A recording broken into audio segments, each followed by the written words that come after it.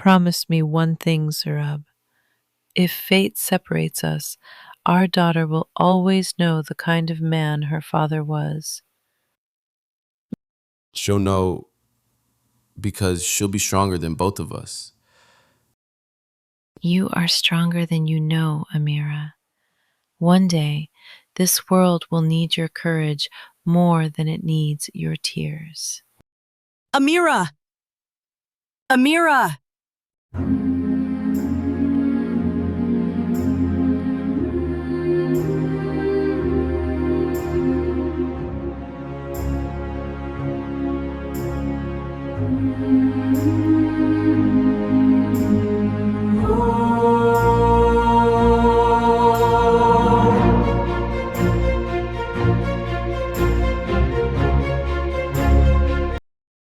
Okay, we'll get there.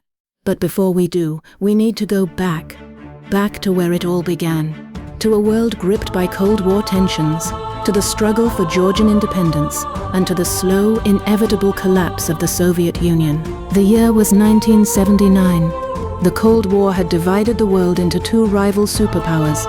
The Soviet Union stood at the height of its military influence, stretching across 15 republics, including Georgia.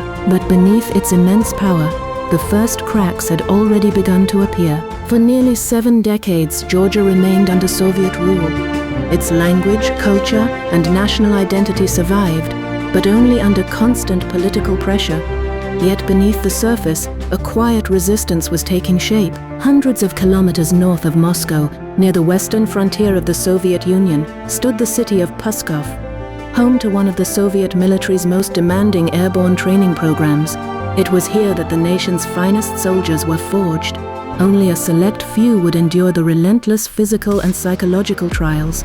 Fewer still would be chosen for assignments that officially never existed. Far from the political unrest unfolding across the Soviet republics, another battle was taking place inside the walls of the Pskov Airborne Division. Here, recruits were pushed beyond their physical and mental limits, preparing for missions that would never appear in official records. It was more than a military academy. It was a factory for the Soviet Union's elite. Only a handful of candidates were chosen from thousands of recruits across the Soviet Union. They were not selected for their strength alone. They were chosen for discipline, for absolute obedience, for psychological endurance, and for the ability to complete missions that officially never existed. Those who survived the program disappeared from military records. Their identities were erased, their failures forgotten, their successes never acknowledged. They became the invisible weapons of the Soviet state. One recruit would surpass them all. The Soviet Union's most classified military selection program was about to begin. As dawn broke, a convoy carrying the program's unseen commander arrived. The convoy rolls slowly across the rain-soaked pavement before stopping in front of the headquarters building. Colonel Alexander Volkov, director of the Special Operations Selection Directorate, a decorated strategist entrusted with identifying and shaping the next generation of Soviet covert operatives. Colonel Volkov's vehicle came to a halt outside the headquarters. Officers moved with disciplined precision through the corridors, while outside, hundreds of recruits continued their relentless training, unaware that their futures were about to be decided behind closed doors. Welcome to Pskov, Comrade Colonel. I hope your journey from Moscow was uneventful. How are things at GRU headquarters? Busy as always. That's why I'm here. Let's get to business. How is the selection program progressing? Have any of the candidates shown real promise? Yes, Comrade Colonel. I've personally supervised every phase of the evaluations. Most have performed adequately, but a select few have exceeded our expectations. It's a long journey from Moscow to Pskov. I didn't come here for routine reports. Tell me, have any of the candidates earned our attention? The program has produced a few promising recruits, Comrade Colonel. Most will make fine airborne soldiers. But one candidate has consistently outperformed the rest in endurance, marksmanship, and psychological evaluation. Interesting. Potential means nothing in this profession. Loyalty, discipline, and the ability to survive when everyone else breaks, that's what I'm looking for. Show me this candidate. Certainly, Comrade Colonel. The recruits are on the parade ground preparing for today's field exercises. If this candidate is as exceptional as the reports suggest, it won't take long for you to notice him. Across the training grounds, hundreds of young recruits pushed themselves beyond exhaustion. Every obstacle, every round fired, and every command obeyed was another step toward earning a place among the Soviet Union's elite. Most would graduate as airborne soldiers. Only a handful would be considered for something far more lucrative. Some possessed extraordinary strength. Others relied on discipline or endurance.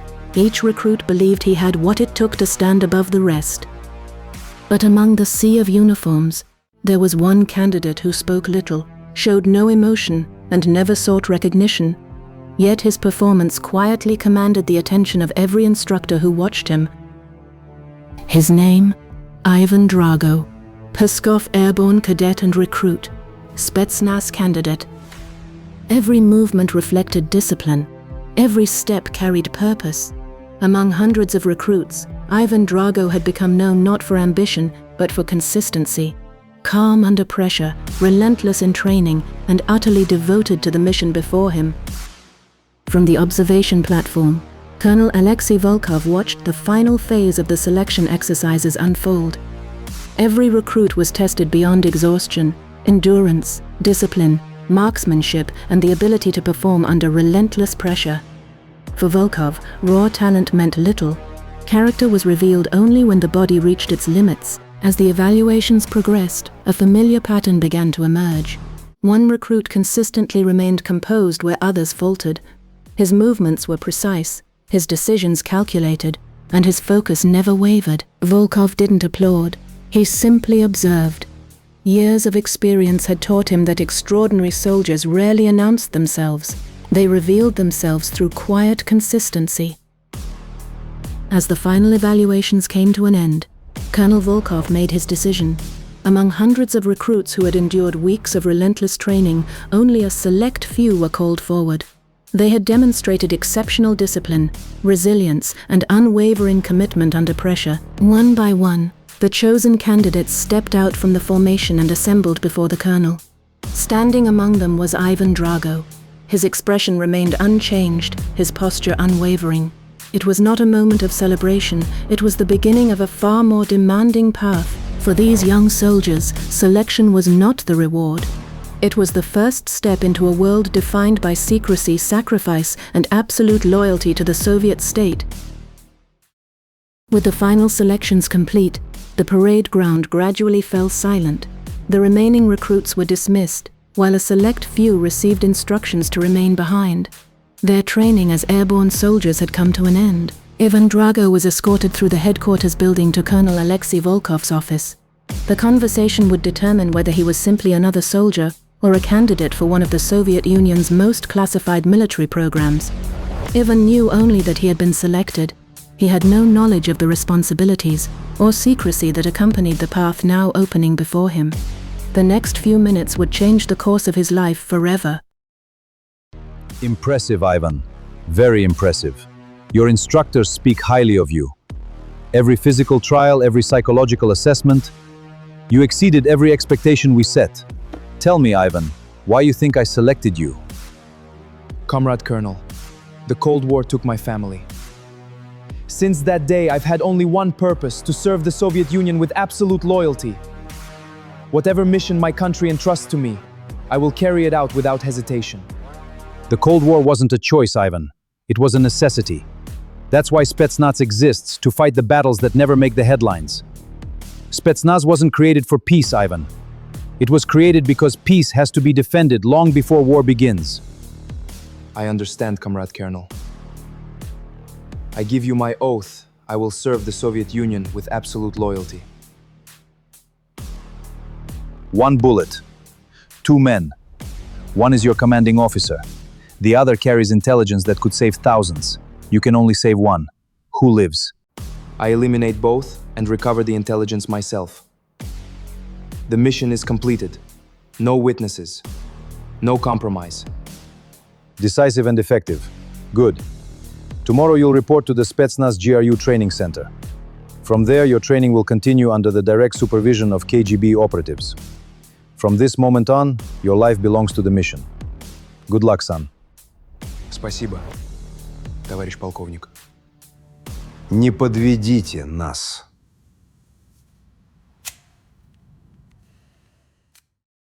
The following morning, Ivan Drago departed Pskov under sealed military orders. Handpicked by Colonel Alexei Volkov, he was the only recruit selected to continue into the Soviet Union's classified Spetsnaz program. As the train disappeared toward Moscow, few could have imagined what lay ahead. The soldier leaving Pskov would never return the same, and the ideals of a young soldier would slowly give way to something far more dangerous. The Soviet Union wasn't merely training an operative, it was forging a man whose shadow would one day fall across an entire nation. Надеюсь, мы сделали правильный выбор, товарищ полковник. ГРУ не должно быть разочаровано в нас. Они никогда в нас не сомневались, но этот случай другой. За все годы службы я не встречал таких глаз, как у него. Холодных, расчетливых. Сегодня мы отправили ГРУ не просто солдата, а ликвидатора.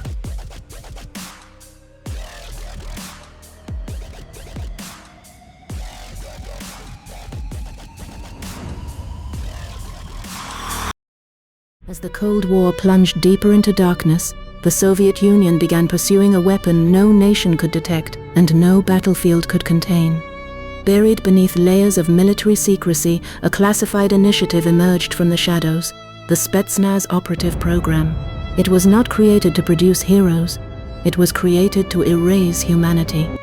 As Ivan arrives at the GRU headquarters, he was among the 6 candidates handpicked for the Soviet Union's most classified military initiative. The program searched for men already scarred by violence, then pushed them beyond every physical, mental, and emotional limit until fear, mercy, and hesitation ceased to exist.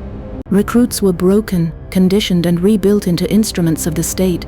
Operatives who could infiltrate, eliminate, and disappear without leaving a single trace. Failure was not measured by dismissal, it was measured by death.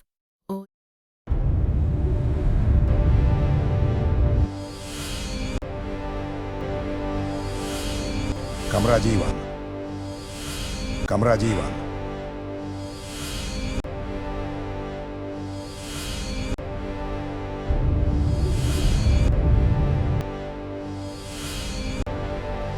Камраде Иван.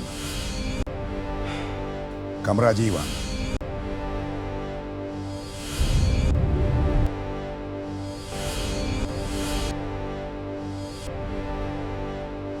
Камраде Иван! Yes, Comrade General. The last few months were stressful. Forgive me. Colonel Volkov speaks very highly of you. So, tell me, Ivan, why do you think he chose you? I am General Mikhail Serebryakov, Deputy Director of the KGB, First Chief Directorate. I do the same things as the others do, only faster.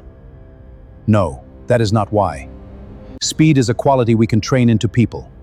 What you demonstrated in Phase 2, what you did in that compound, that was not speed. It was ferocity. And ferocity, Ivan, cannot be trained. It can only be found in people whose circumstances have already installed it. Yes, comrade. Spetsnaz operatives are the KGB's most secretive and most decorated assets. They operate without recognition, without remorse, and without hesitation. They carry no identity that can be traced. They require no support that can be intercepted. Single operative, properly deployed, is capable of destabilizing a government, eliminating targets that conventional military action cannot reach. A true liquidator.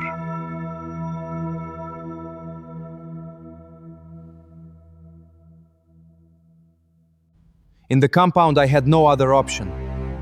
I did what I was best at. You took them out one by one.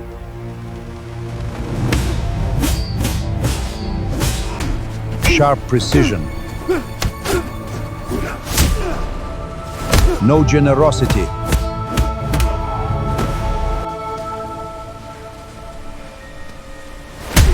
Ferocities. Yes, I took them out, one by one, and also killed the other 2 competitors. Long range.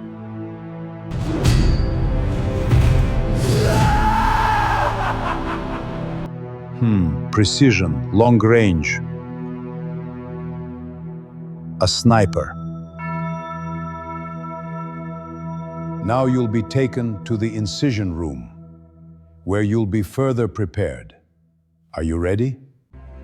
I am ready. This is the final step, Ivan. This might break you. You might forget who you are. Are you ready? Fear not, Comrade General. I can take it. I am ready. Ivan was escorted deep beneath the GRU headquarters into a classified underground chamber known only as the Incision Room. At its center stood a single steel chair, illuminated by a lone ceiling light. Everything beyond its reach disappeared into complete darkness. This was the final phase of the program, and by far its most brutal. In the adjacent observation room, General Mikhail Serebryakov stood silently, a worn Soviet Army personnel book resting in his hands. Every response, every reaction, and every moment that followed would determine whether Ivan Drago emerging into something far more dangerous. Ivan, what happened that night? Ivan, your mother kept calling your name. She wanted you to know she was still there, that you were safe. I don't want to remember that day. You need to remember it exactly, Ivan. Tell me what happened. What did Mikhail do? No, please. I don't want to remember. What did Mikhail do, Ivan? Tell me. I said I don't want to remember. I don't want to talk about it. Did Mikhail abuse your mother? Did he beat her? Enough! Don't you dare speak about my mother!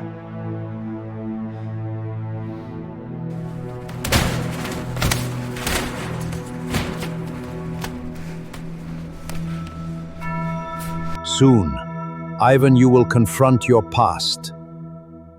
And when you do, you will finally discover what truly lies within you.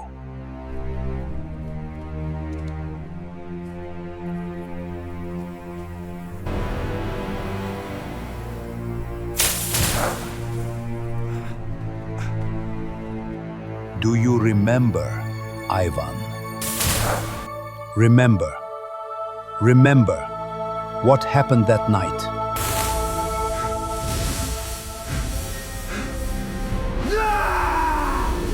Yes, I remember. I remember everything. I felt like I was dying that day. My father, Mikhail, was abusive. He beat me and he beat my mother. Every argument ended the same way. He was a strict Soviet soldier, but at home he was a monster. That night he was beating her again. I was almost unconscious, but I heard my mother call my name. I stood up, picked up a glass jar, and struck him. It killed him. My mother was saved.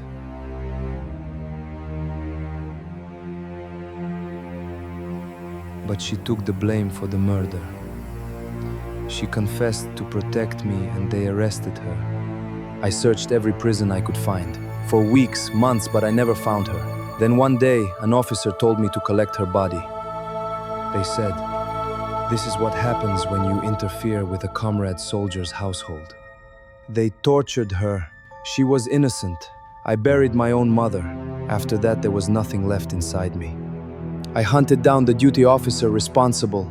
I cornered him while he was returning home alone, and I killed him with a knife.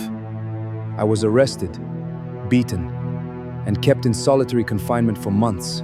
Eventually, I was transferred to Pskov. Pskov was for the rejected, for those seeking penance. At first, I tried to change, but eventually I stopped trying. I devoted myself completely to training. Through it all, my mother's voice never stopped guiding me. A horrific story, but in the Spetsnaz, you will not be judged for the crimes of your past. You will be reshaped, given a new identity, a new man forged from everything the old one survived. Remember, the 12th of September, cold breeze. Rise, Soviet. Comply, comply.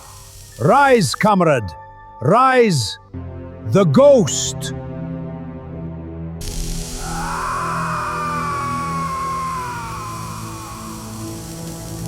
The conditioning endured for days.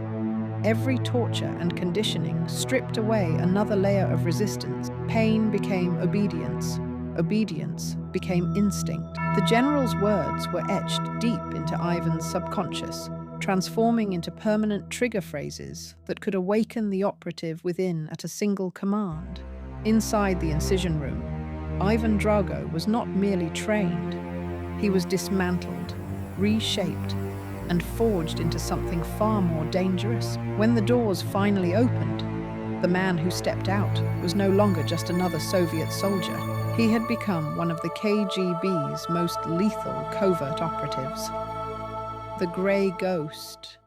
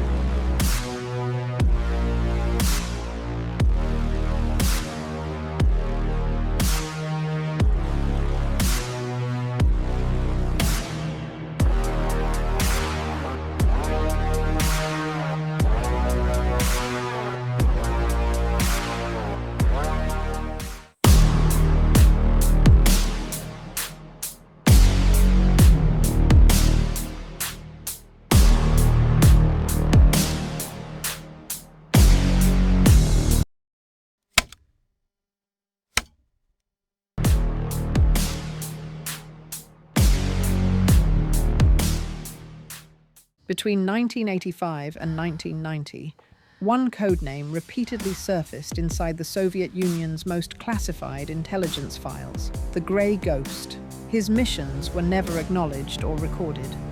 Whenever a high-value target threatened Soviet interests, he was deployed alone.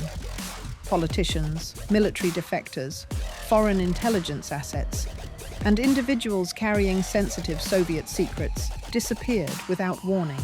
Some were found dead from a single sniper round. Others succumbed to mysterious poisoning. Officially, the Grey Ghost never existed. His weapon of choice was a heavily customized Soviet Dragunov sniper rifle, engineered for extreme long-range precision.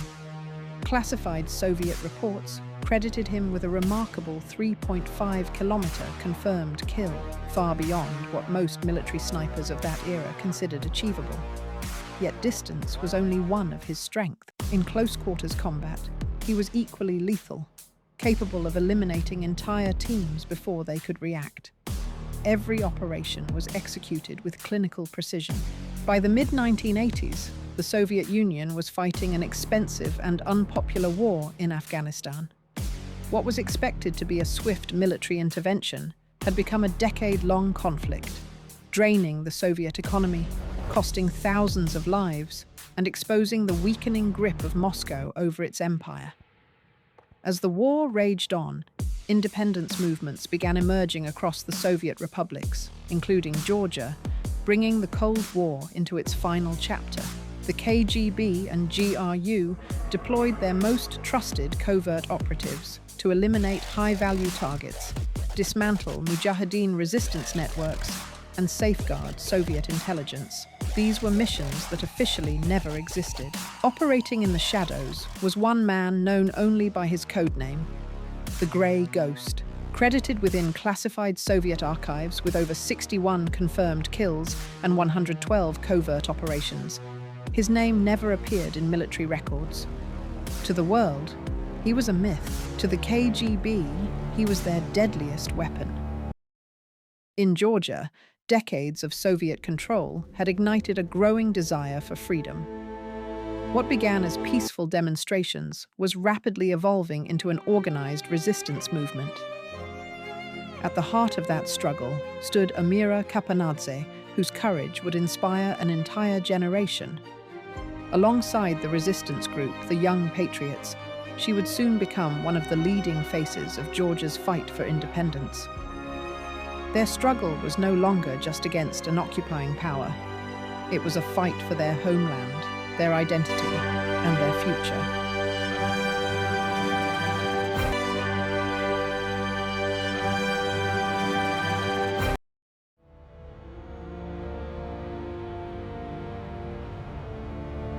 For decades, Moscow has told our people what they can say, what they can believe, even what they can call their own homeland. But look around us. The fear is still there. Yet people are no longer willing to live with it. The streets are changing. Students are joining us. Workers are listening. But Moscow will not simply surrender Georgia. I don't expect them to. That's why we don't give them a reason to crush us quietly. Our strength is the people. We must turn this movement into something Moscow cannot dismiss as a handful of dissidents. And the Soviet leadership? Solokov has opened doors he can no longer completely close. The economy is struggling, the old political order is weakening, and across the Union people are beginning to question Moscow.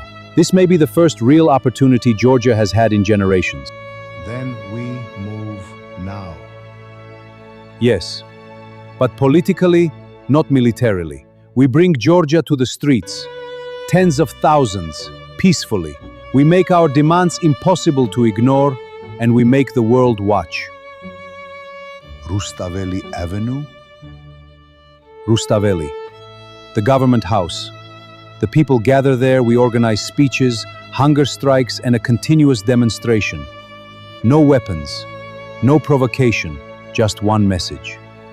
Georgia must be free.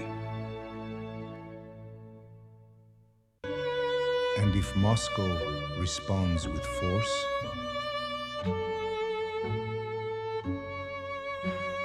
Then Georgia will remember who stood with its people, and the world will see what Moscow is willing to do to keep us silent. Amira has returned. We have successfully controlled the raids, but I fear the Soviet army will return with military force. We need to think of some strategy to resist them. Then we act now. Georgia will be free.